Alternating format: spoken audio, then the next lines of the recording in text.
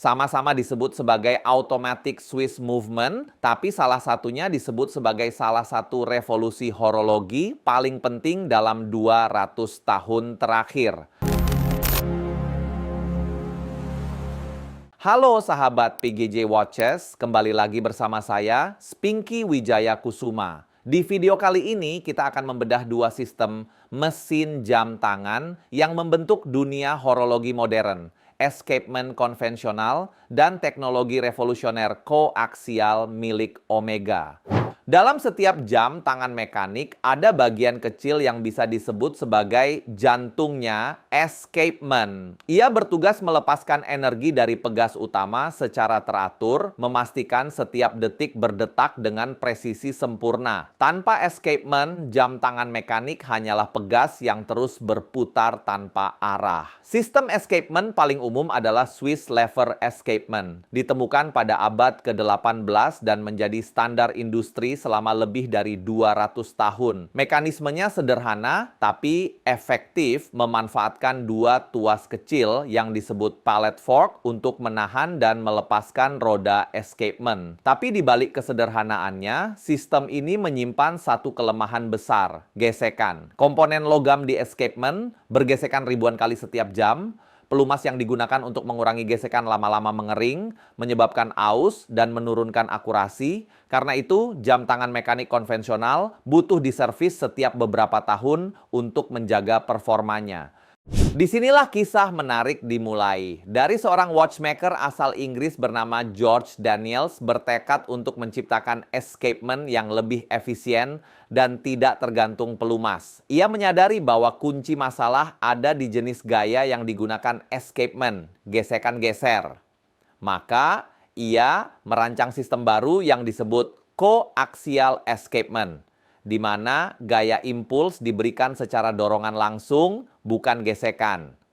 Roda escapement-nya dibuat bertingkat dua, bekerja secara koaksial, di sumbu yang sama, sehingga gaya dorongnya lebih halus dan hampir tanpa friksi. Hasilnya luar biasa, gesekan turun hingga 90%, pelumas bertahan jauh lebih lama, dan akurasi lebih stabil dalam jangka waktu bertahun-tahun. Namun, dunia horologi waktu itu belum siap. Sistem ini terlalu kompleks untuk diproduksi secara massal dan pabrikan besar Swiss menolak. George Daniels bahkan mencoba meyakinkan beberapa merek ternama, termasuk Rolex, tapi semuanya menolak karena menganggap desainnya terlalu sulit. Hingga di tahun 1999, ada satu brand yang berani untuk menggunakan movement baru ini, yaitu Omega. Omega memperkenalkan kaliber 2500, mesin koaksial pertama yang diproduksi secara massal.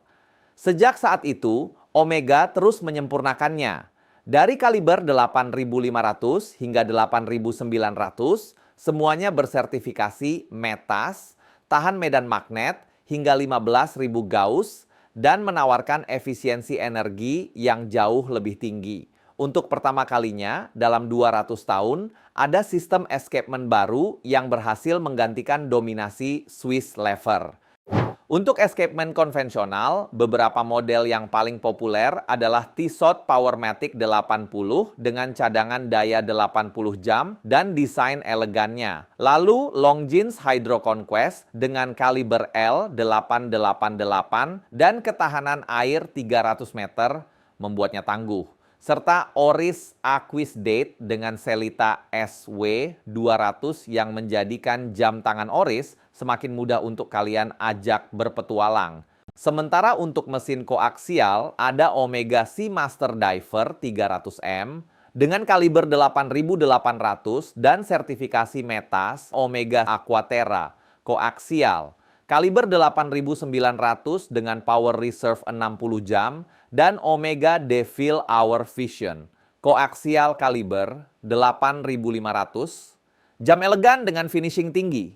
Secara teknis, koaksial menang dalam hal efisiensi energi, presisi jangka panjang, dan durabilitas. Tapi escapement konvensional tetap unggul dalam kemudahan servis, ketersediaan spare part, dan keterjangkauan. Keduanya punya filosofi berbeda. Yang satu mempertahankan tradisi 200 tahun, yang lain berani menantang batas mekanik. Jadi kalau Swiss lever escapement adalah jantung klasik dari horologi, maka koaksial adalah versi modern yang berdetak lebih efisien. Dua-duanya indah, dua-duanya hidup. Dari dua sistem ini, mana yang lebih kalian pilih, tradisional atau inovatif? Tulis pendapat kalian di kolom komentar. Dan jangan lupa like, subscribe, dan aktifkan loncengnya biar kalian gak ketinggalan konten jam tangan mewah dan keren lainnya. Dan kita bertemu lagi di video berikutnya. See you, bye-bye.